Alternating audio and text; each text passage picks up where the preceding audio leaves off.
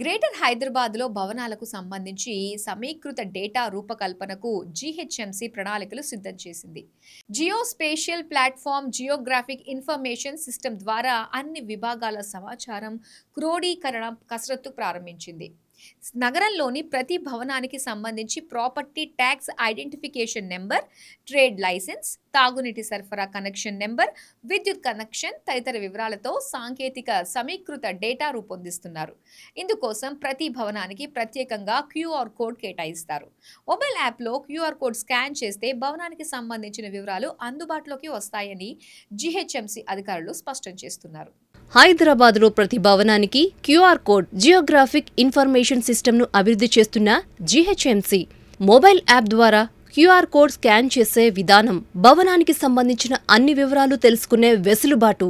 ఈ ప్రత్యేక వ్యవస్థ కోసం జీఐఎస్ ఆధారిత మొబైల్ యాప్ రూపొందించాలని జీహెచ్ఎంసీ నిర్ణయించింది. జీఐఎస్ అందుబాటులోకి వస్తే పౌరులే యాప్ ద్వారా తమ భవన సమాచారం తెలుసుకునే వెసులుబాటు ఉంటుంది.